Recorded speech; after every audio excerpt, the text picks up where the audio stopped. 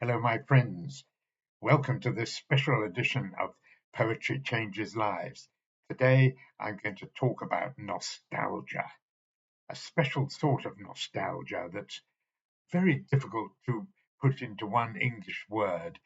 The Portuguese call it saudade, which is a mixture of yearning, loss, need, remembrance of things past, experiences, people, and places that we may never actually have experienced, but we nevertheless feel a yearning for. I think the best way of trying to explain it is to read some poetry on various aspects of the word saudade. I'm going to read some Auden, some Rumi, some Tennyson, some Mary Oliver, and a few others besides. It's such an interesting feeling, I think, because it's not the one that comes from a direct experience. If you bear with me, when we get to the end, I'm going to read one, even one that I wrote myself. That's something to look forward to, isn't it? Well, I'm going to start with um, A.E. Housman, Alfred Edward Housman, the great Edwardian early 20th century poet who was himself really quite steeped in melancholy in many ways. He wrote some beautiful poems, I think, and I'm going to read this one that uh, to me never fails to cause a kind of a shiver down my spine because it sort of reminds me of something that I can't actually put a name to.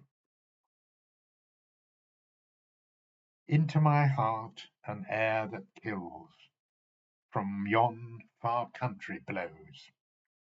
What are those blue remembered hills? What spires, what farms are those? It is the land of lost content. I see it, shining plain, the happy highways where I went and cannot come again. Gosh, that really sets a tone. Uh, that's quite a melancholy, but very beautiful image. Blue remembered hills. What a wonderful phrase that is. Try this one by that marvelous Persian poet of the 16th, 17th centuries, Rumi. It's called The Guest House. Even in translation, I think it's wonderful. This being human is a guest house. Every morning a new arrival, a joy, a depression, a meanness. Some momentary awareness comes as an unexpected visitor. Welcome and I entertain them all, even if they're a crowd of sorrows, who violently sweep your house empty of its furniture. Still treat each guest honourably. He may be clearing you out for some new delight. The dark thought, the shame, the malice, meet them at the door laughing and invite them in. Be grateful for whoever comes, because each has been sent as a guide from beyond. He's such a wonderful voice, I always think, Rumi. I'd just love to have met him. So kind, friendly, and understanding.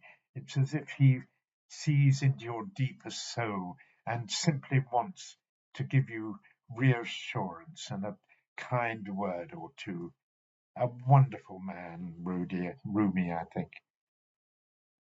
Gosh, well, a man who's a master of setting a mood, setting a scene, even though we sometimes don't quite know what he's talking about because he's so intelligent and well educated. course, is T.S. Eliot, the American who decided to settle in England. He left behind his sort of humdrum middle-class existence in St. Louis, Missouri, and went across the ocean to Europe. And as far as I know, very seldom went back to America. He wrote some poetry in the early 20th century that changed modern poetry forever, in my view. I think modern poets, even today, owe T.S. Eliot a great deal. Just the way he spoke about his inner thoughts and fearlessly introduced mundane scenes and objects into his poems in quite an extraordinary way that other people followed, but have never really bettered in my view. I'm going to read an extract from one of his 4 quartets. It talks about recollection and time and not quite knowing what one is recollecting or how or why one has certain feelings. It's all quite mysterious, but the effect is also quite magical, I think. And the imagery just adds to the mood and to the enjoyment. See what you think of this. It's just an extract. Footfalls echo in the memory, down the passage which we did not take, towards the door we never opened, into the rose garden. Time present and time past are both perhaps present in time future, and time future contained in time past.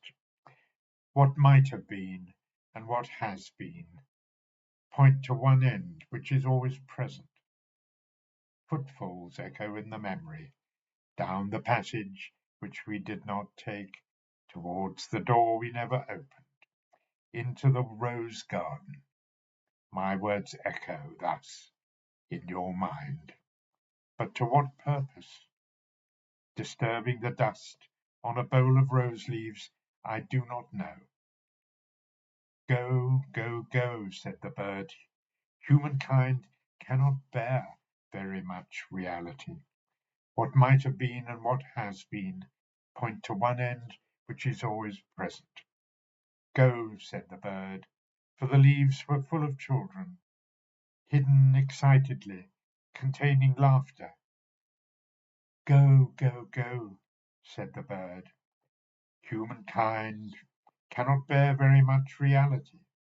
Time past and time future, what might have been and what has been point to one end which is always present.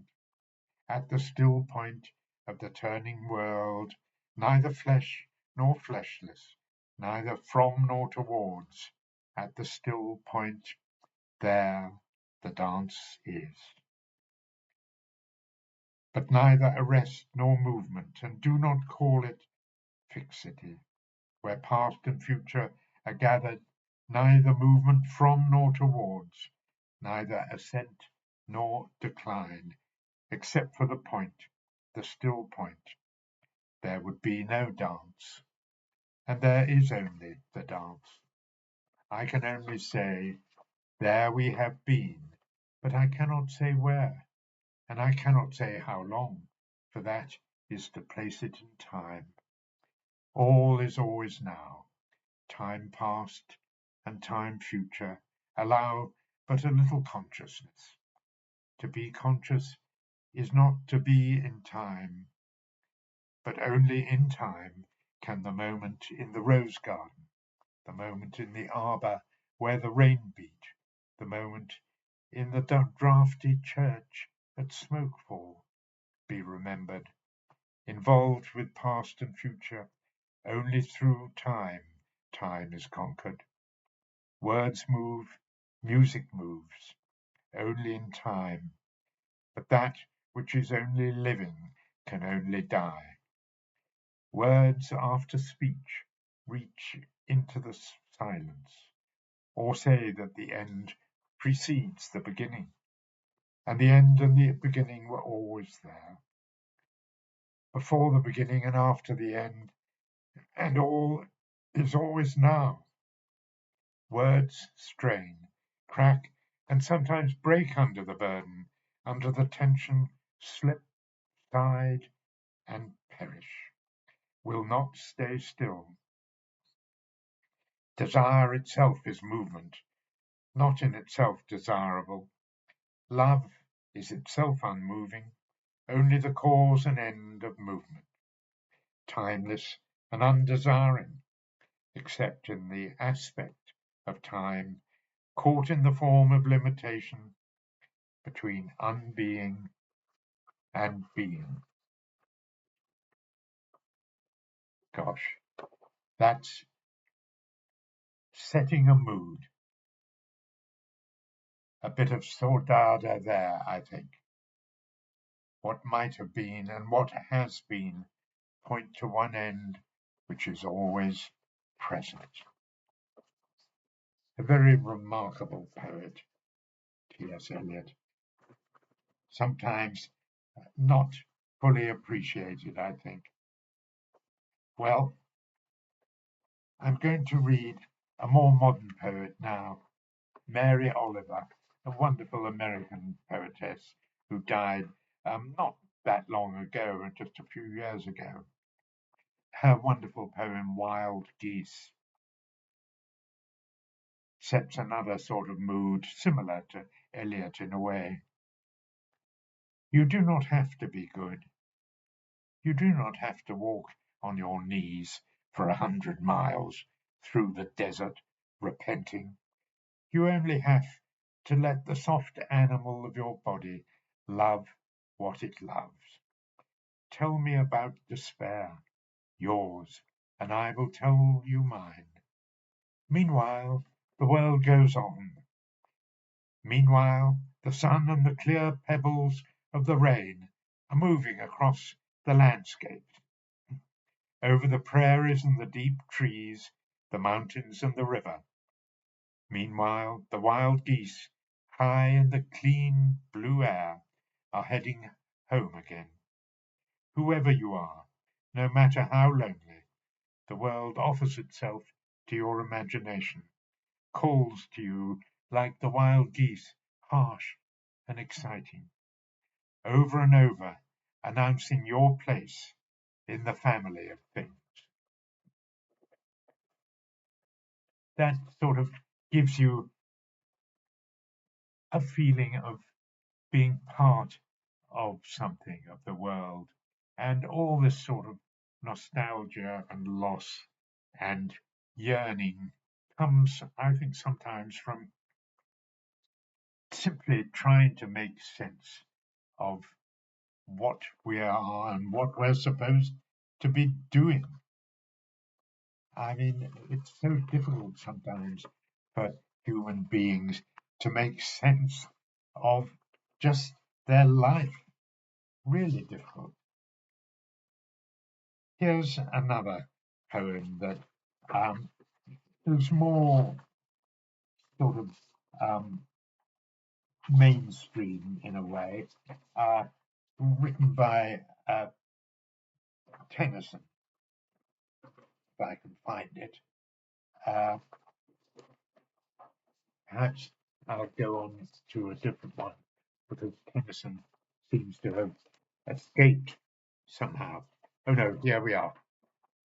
I'm going to read an extract from his poem Ulysses, which is a beautiful kind of semi-meditation. It's the old man Ulysses, finished with his great adventure to Troy and his epic journey back home after the fall of Troy and all his adventures.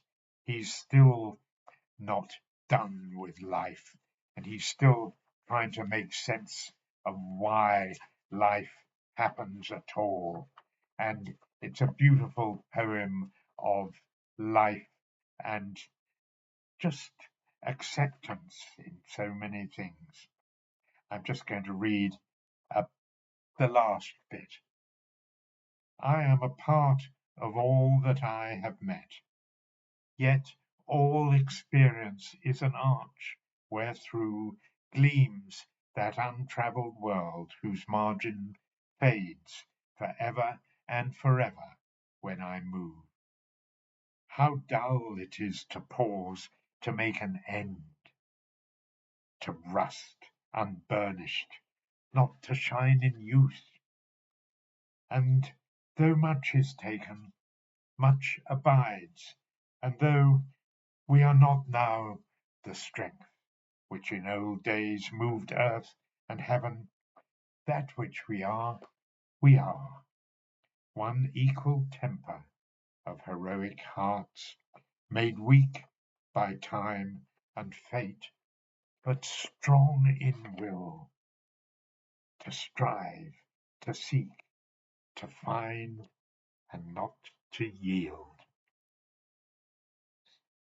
That's so magnificent and inspiring. The old man saying, I'm not done with it yet. Made weak by time and fate, perhaps, but strong in will. And those last words in the last line of the poem, to strive, to seek, to find, and not to yield. That, of course, is the Olympic motto. It's written wherever the Olympic Games are held. Such an inspiring few words. Well, nostalgia comes in many forms. I always feel nostalgia when I read that voice from 2,500 years ago or more, Sappho, the ancient Greek poetess that we almost entirely only have in fragments. We only have one complete poem of hers. But my goodness me, the fragments fill one, give one a shiver down one's spine.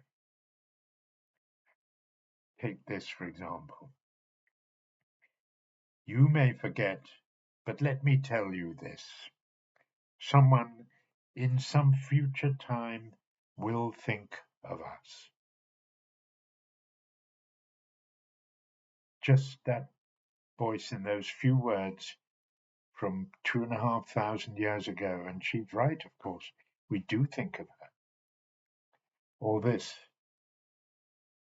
May I write more words, more naked than flesh, stronger than bone, more resilient than sinew, more sensitive than nerve.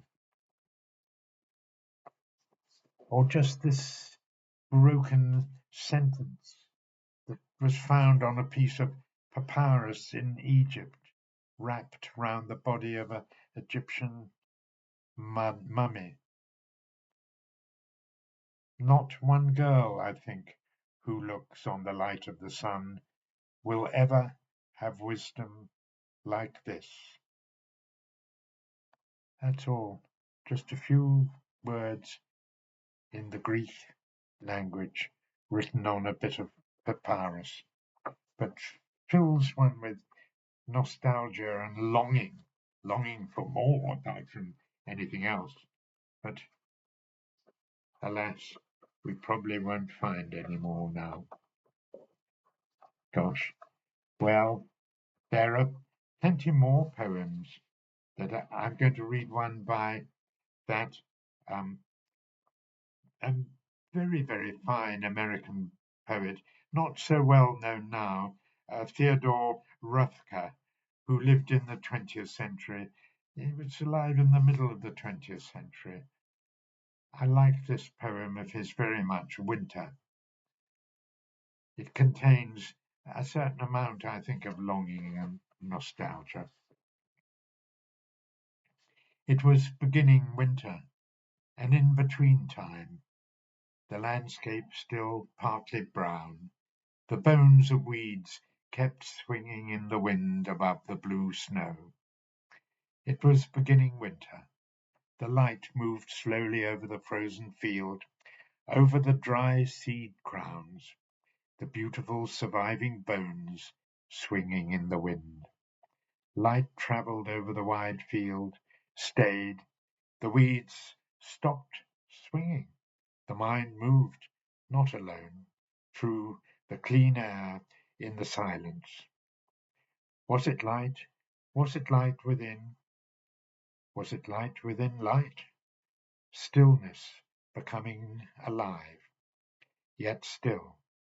A lively, understandable spirit once entertained you. It will come again. Be still. Wait.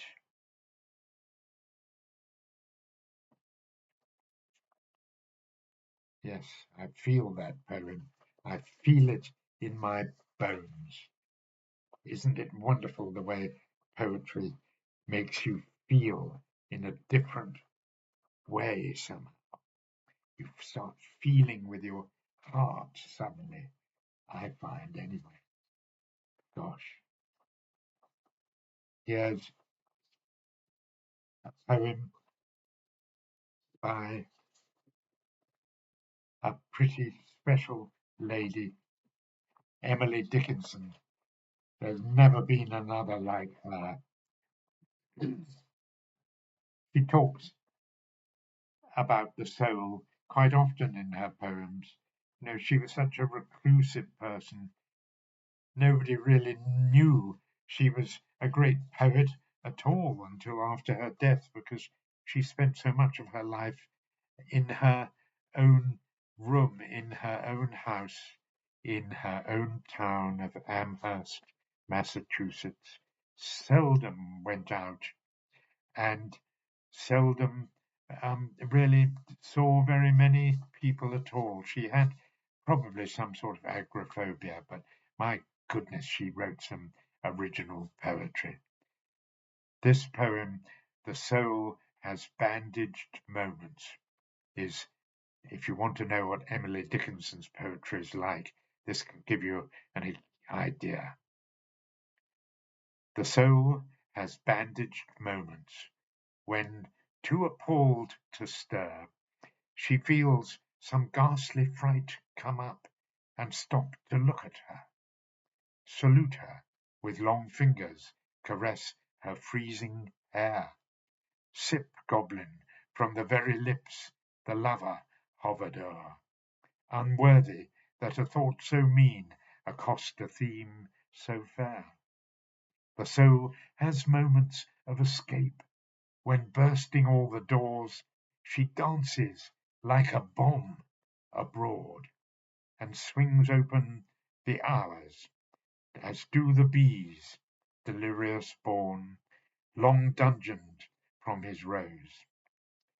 Touch liberty, then know no more but noon and paradise, the soul's retaken moments, when, felon led along, with shackles on the plumed feet, and staples in the song, the horror welcomes her again. These are not braid of tongue. Such an extraordinary way of putting words together. A complete original. The soul has moments of escape. She dances like a bomb. Can you imagine anyone else writing those words? Emily Dickinson is a marvelous, fully admirable poet in my estimation. I absolutely love her.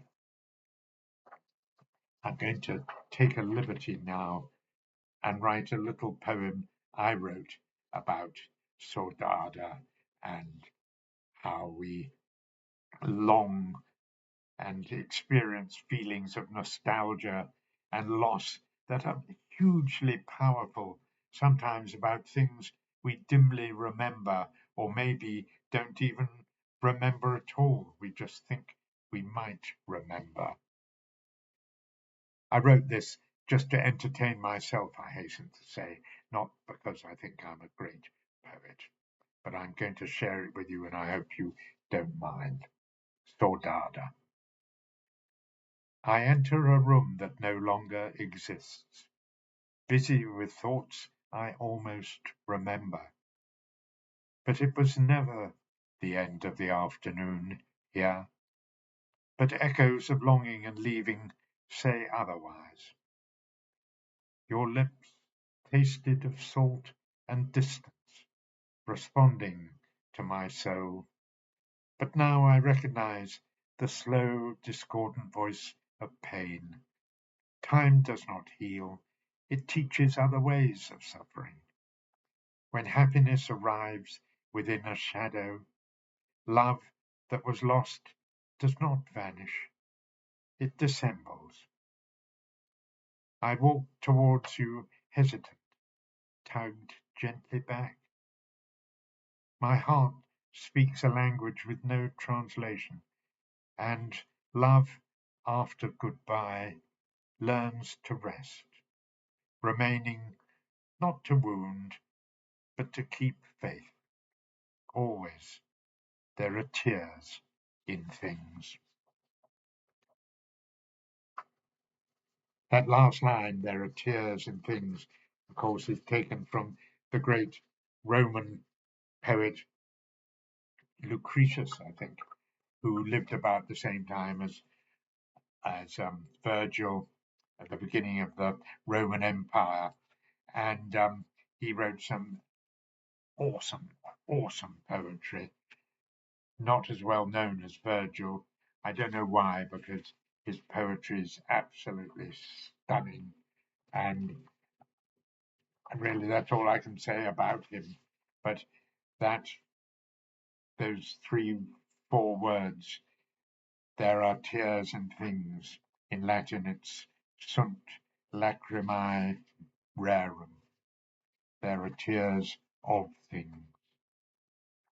Such a beautiful idea. Well, I'm hoping to read out of my commonplace book one of my favorite poems on the theme of nostalgia and regret. My commonplace book is the book I started many, many years ago.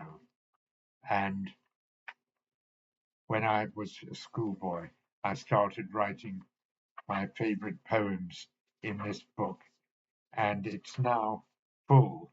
I've had to start a second one, but it's one of my most treasured possessions.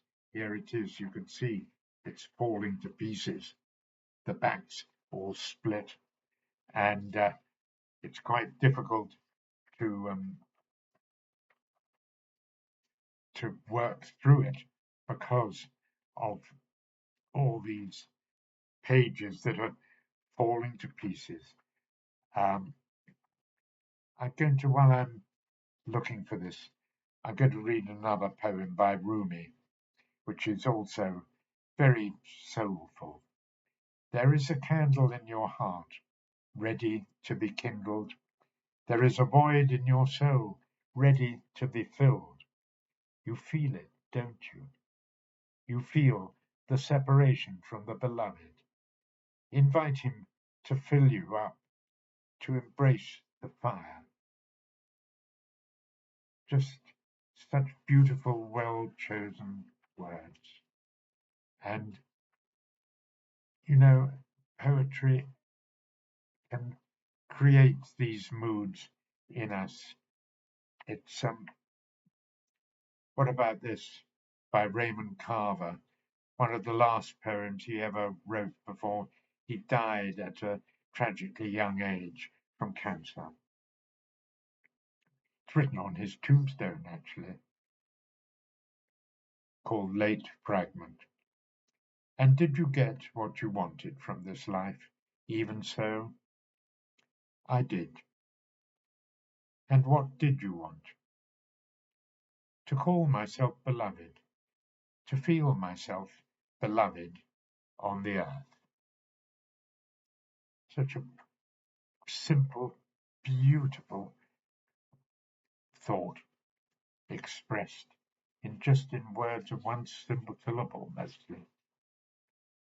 It's so enchanting, some of these. You know, William Butler Yeats, for example, wrote some wonderfully nostalgic um, poems like The Song of Wandering Angus. And there's so much longing and wanting in this poem. I'll just read the last bit. Though I am old with wandering through hollow lands and hilly lands, I will find out where she has gone, and kiss her lips and take her hands, and walk among long dappled grass, and pluck till time and times are done the silver apples of the moon, the golden apples of the sun. Oh, that that really makes me shiver. The silver apples of the moon, the golden apples of the sun. Or Yeats has such a way with words. This other poem, his long epic poem, The Wanderings of a Sheen, that has these lines in it, which I just it really affects me every time I read it. He's talking about his hounds, the three hounds that he used to go hunting with, called Bran, Sgeolan, and Lomer, Celtic names, big hunting dogs. And he says this: O you with whom in sloping valleys, or down the dewy forest alleys, I chased at morn the flying deer, with whom I hurled the hurrying spear, and heard the foeman's bucklers rattle, and broke the heaving ranks of battle. Ah, Bran, Sgeolan, and Lomer, where are you with your long rough hair? You go not where the red deer feeds, nor tear the foemen from their steeds. Isn't that just astonishing poetry? I think I've found the poem I wanted to read, T.S. Eliot's Marina, which again is the voice of an old um, magician um, who lost it's a sort of folk tale. He lost his daughter and he spent much of his life searching for her again. And it took him to many countries, many distant shores. And um, it's it's the story of his finally finding her, and it's full of strange images and a bit of Latin as well, being T.S. Eliot, of course. Starts like this: Marina is the name of the poem. Quis hic locus, quis regio quae mundi plaga, which of course means, what is this place? What is the region? What part of the world? What seas, what shores, what grey low rocks, what islands, what water lapping the bow, and scent of pine, and the wood thrush singing through the fog. What images return, O my daughter, those who sharpen the tooth of the dog, meaning death, those who glitter with the glory of the hummingbird, meaning death, those who sit in the sty of contentment, meaning death, those who suffer the ecstasy of the animals, meaning death, are become an instant substantial, reduced by a wind, a breath of pine, and the wood song. Fog, by this grace, dissolved in place. What is this face, less clear, but clearer? the pulse in the arm, less strong and stronger, given or lent, more distant than stars and nearer than the eye. Whoso whispers and small laughter between leaves and hurrying feet, under sleep where all the waters meet, bowsprit cracked with ice and paint cracked with heat. I made this, I have forgotten, and remember the rigging weak and the canvas rotten.